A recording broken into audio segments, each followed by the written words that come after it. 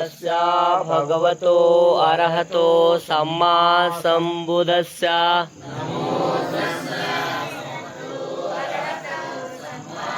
नमो तस्य भगवतो अरहतो सम्मा सम्बुद्धस्य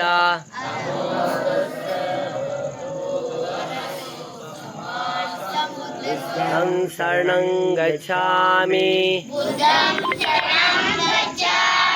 धम्मं शरणं गच्छामि संघं शरणं गच्छामि द्वितीयम्पि बुद्धं शरणं गच्छामि तृतीयम्पि धम्मं शरणं गच्छामि तृतीयम्पि संघं शरणं गच्छामि तृतीयम्पि बुद्धं शरणं गच्छामि तृतीयम्पि धम्मं शरणं गच्छामि तृतीयम्पि संघं शरणं गच्छामि पानातिपाता वैरमणि सिक्खापदं समादयामि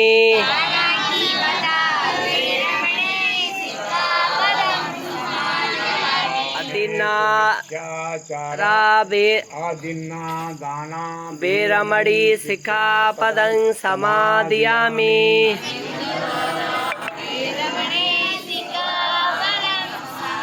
कामेषु मिथ्याचारा वैरमणि सिक्खापदं समादयामि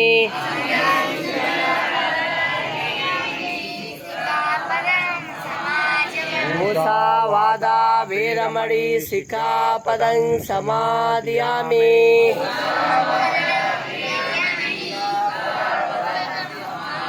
सुरा मेरे मज्जे पमाडठाना वैरमणि सिक्खापदं समादयामि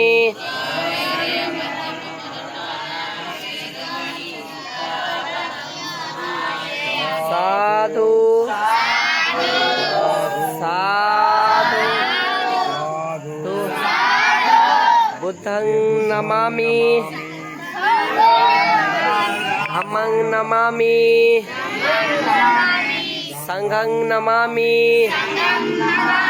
भीमं नमामि।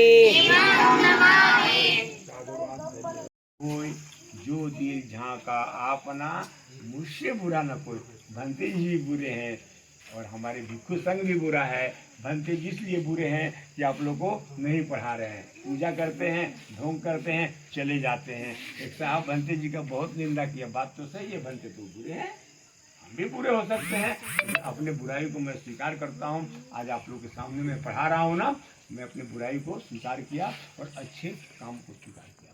इस तरह अपने अपने बुराई को मोदी जी को देखना होगा, योगी जी को देखना होगा, सारे लोगों को देखना होगा, सबको देखना होगा। तो इस देश में कोई बुरा नहीं रह जाएगा। इसी को बोलते हैं भगवतो।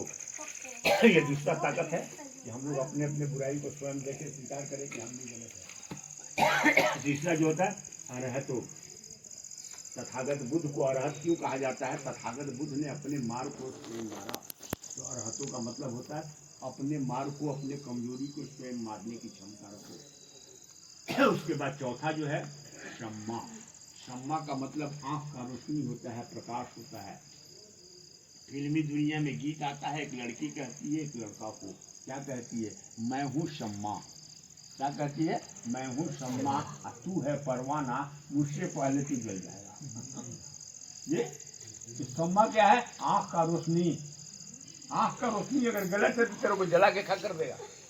तो अपने अपने आँख की रोशनी को संभाल लेना। इंसान का सबसे बड़ा दुश्मन क्या होता है भैया? उसका सम्मा होता है। वो जलाने की क्षमता रखता है, बर्बाद कर देगा।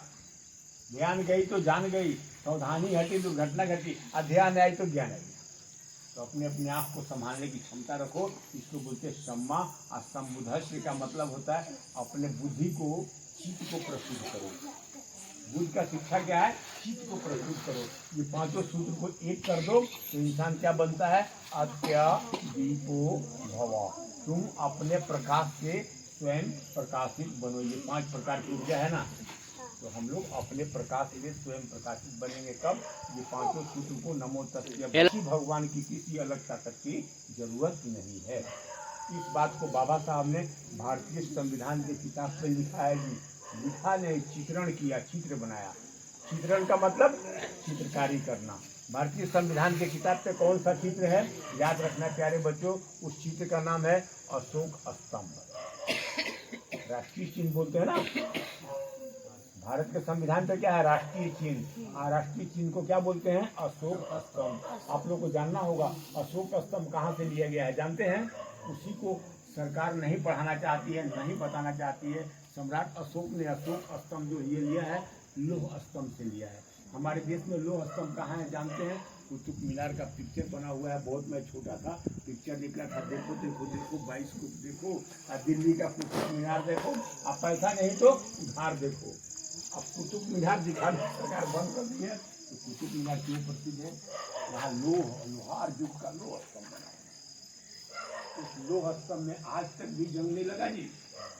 उस जमाने में जो चमक था वो चमक आज तक है।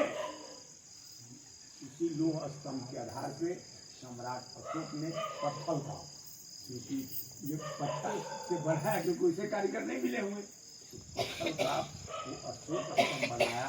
उसमें 4 शेर बना हुआ है। उसी शेर को बाबा साहब ने संविधान पे किया है। सही है ना? संविधान की किताब पे क्या है जी? 4 शेर। 4 का मतलब 4 दिशाएं। शेर का मतलब आदिवासी, जंगल का राजा। तो संविधान क्या है? आदिवासियों को मानता है। संविधान शेर की ताकत है। संविधान क्या कहता है? शेर बनो, बकरा नहीं, बलि बकरी की होती है। लेकिन हमारी सरकार इन बच्चों को शेर के रूप में नहीं देखना चाहती, गणपति की चूहा बना कर देखना। आप लोग के घर में भी गणपति का है ना, तो गणपति के पैर के नीचे चूहा बना हुआ है। आप लोग चूहा बन के जिंदा रहेंगे कि शेर बन के? समझो संविधान क्या कहता है, याद रहेगा ना? संविधान का क्या कहता है? शेर बनो, बकरा नहीं, बलि बकरी की होती है, शेर की नहीं। संविधान क्या कहता है?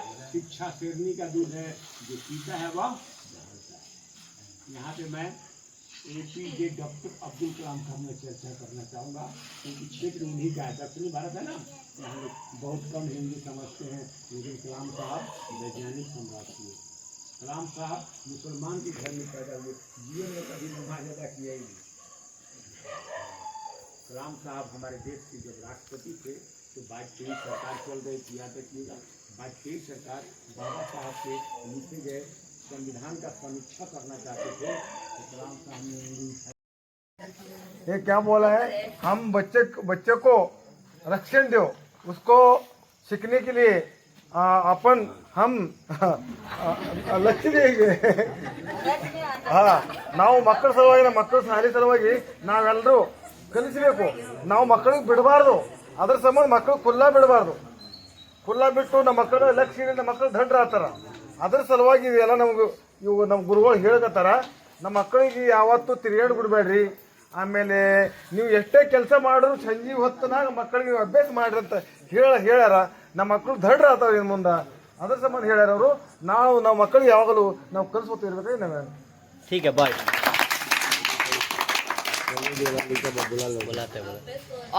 में नेता कितने भी हुआ, कोई डॉक्टर बाबा साहब अम्बेडकर का नेता नहीं हो सकता। और पहला वो बनते जी बहुत अच्छा बात किया। क्या किया? शिक्षण का पहला मान्य किया। और डॉक्टर बाबा साहब अम्बेडकर को पहला शिक्षण को मान्य किया। और इसलिए